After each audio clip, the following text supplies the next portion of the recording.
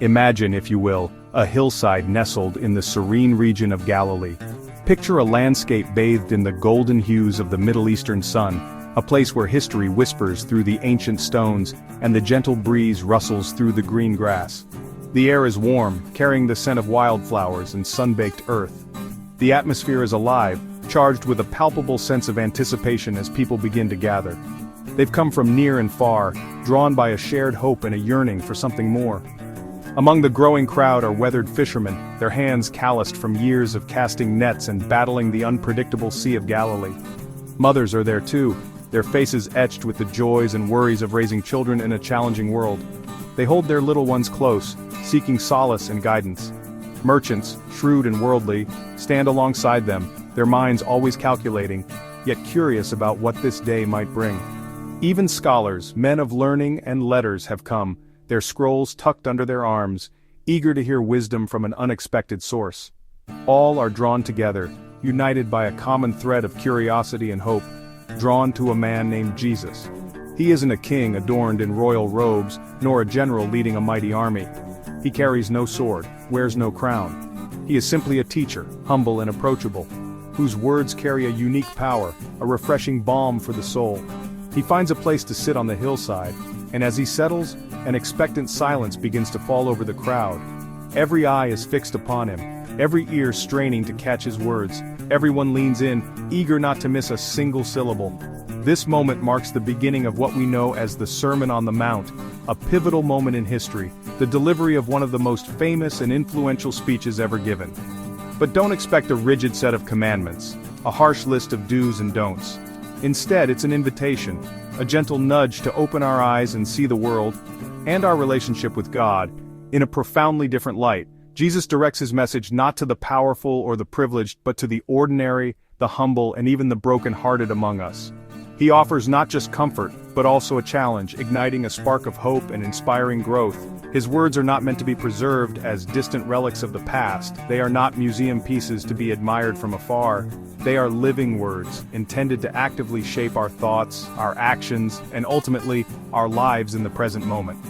Let's try to place ourselves within that crowd, to truly imagine sitting there on that hillside, feeling the gentle warmth of the sun on our faces, the same sun that shone down on them so long ago. Let's open our hearts and minds to hearing the gentle, compassionate voice of the teacher, as if he were speaking directly to us. What follows is not simply a historical account, a collection of ancient sayings. It's a living, breathing message that continues to resonate with profound relevance in our modern world. It's a call, an invitation to embrace a better, more fulfilling way to live our lives, a kinder, more compassionate, and ultimately more human way of being.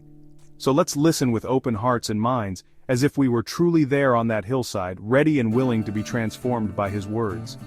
The journey into the very heart of this timeless sermon begins now, a journey that promises to challenge, inspire, and ultimately change us for the better. Jesus flips expectations. He's not about rule following but heart transformation. He teaches that avoiding murder isn't enough. We must root out anger and contempt. True righteousness isn't about appearances but about a heart aligned with God. He challenges us. Why do we give, pray, or fast? For show or for God? Jesus calls us to a quiet, humble faith, one that seeks God's approval, not applause. No one is too far gone. What matters is a willingness to let God change us from within. The Sermon on the Mount is an invitation to a new heart, a life that naturally produces love and kindness. It's about letting God do a deep work inside us.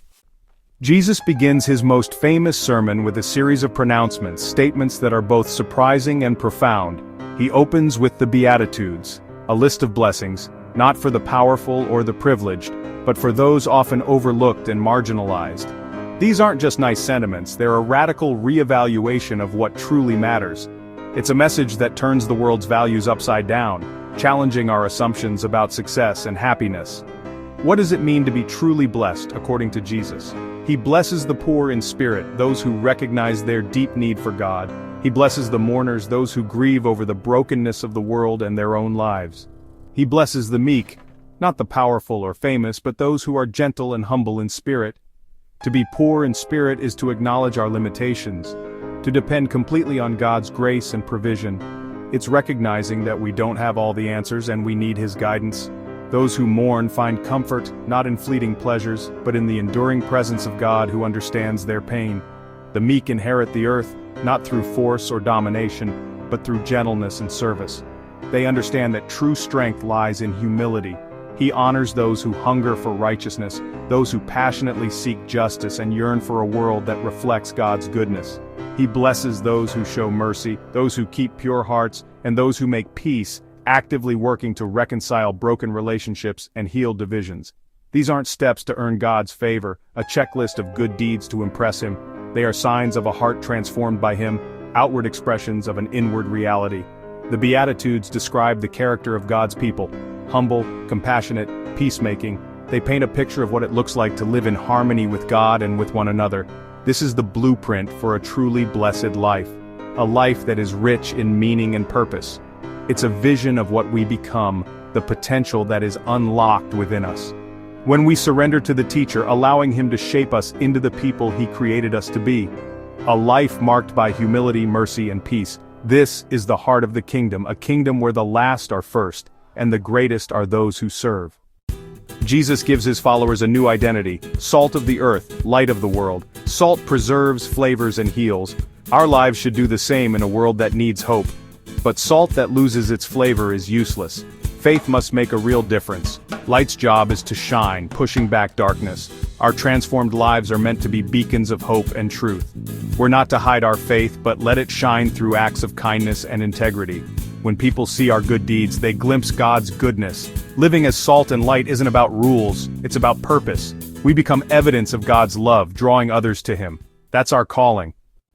Jesus' most challenging command: love your enemies and pray for those who hurt you. This isn't about feelings, but choosing to seek the good of even those who oppose us. Praying for our enemies breaks the cycle of bitterness and revenge. Why? Because this is how God loves. He gives sun and rain to all, friend and foe alike. When we love like this, we reflect our Father's heart. It's not easy. It requires God's strength and grace. Instead of building walls, Jesus calls us to build bridges with forgiveness and kindness. It's the hardest path, but also the most freeing. Loving our enemies is the ultimate sign of a transformed heart. This is the radical love of the kingdom. Jesus addresses worry, the anxiety over daily needs. He points to the birds and flowers they don't stress, yet God cares for them. If God provides for them, how much more will He care for us? Worry shrinks our view of God, faith expands it. Jesus invites us to seek God's kingdom first, trusting Him to provide what we need. It's not about ignoring responsibilities, but about shifting our focus from fear to faith. We work and plan, but trust God with the outcome. Don't let tomorrow's worries steal today's peace. Trusting God daily is the path to true security. That's the peace Jesus offers. Jesus concludes his teachings with a powerful and unforgettable story. It's a story designed to stick with you, to make you think deeply about the choices you make in life. It's a tale of two builders, one wise, demonstrating foresight and prudence, and the other foolish, acting without careful consideration. Both builders set out to construct houses, each with their own vision and approach. They both invest time, effort, and resources into their projects. But there's a critical difference. Only one builder takes the time and effort to dig deep, reaching bedrock and building his foundation on solid rock. The other chooses the easy path, building on the surface, on shifting sand. Inevitably, storms come. Life throws challenges, difficulties, and unexpected trials at everyone.